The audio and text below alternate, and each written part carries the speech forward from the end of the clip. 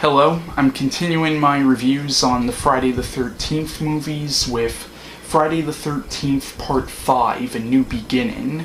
Now, Friday the 13th, the final chapter, was meant to be the last installment of the series, but of course Paramount was making so much money with the Friday the 13th series, they wanted to make another sequel, so 1 year after Friday the 13th, the final chapter, they released this movie, Friday the 13th Part 5, A New Beginning. Now, this takes place a couple of years after the events of Friday the 13th, the final chapter. It revolves around the character of Tommy Jarvis, who's now much older.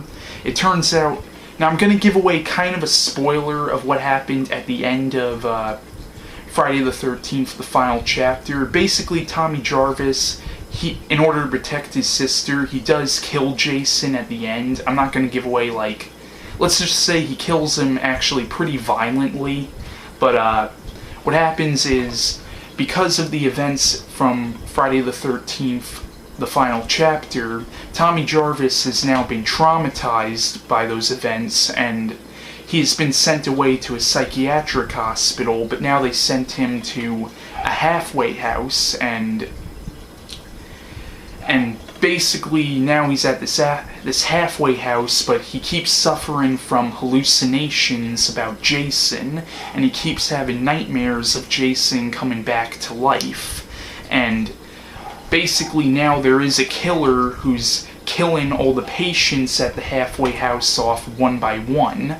I don't want to give too much away, but Jason is not the killer in this movie. Now in the beginning of the movie, one of the patients, this kid named Joey, gets killed by another patient, and let's just say that the killer has something to do with that kid Joey. But, now a lot of people hated this movie, but I actually think it's a pretty good movie. I will admit, there are some characters who at the end get a little annoying. Like, there's this one black kid who is kind of a likable character in the beginning, but towards the end he gets kind of annoying. But besides that, I liked most of the characters, and I thought it was a decent movie. I like how it tried to be a character study on the character of Tommy Jarvis, and talking about how, he's suffering from hallucinations about Jason. Personally, I think it's a pretty good addition to the series. I know a lot of people hated it, but I thought it was pretty good. So yeah, that's Friday the 13th, Part 5, A New Beginning.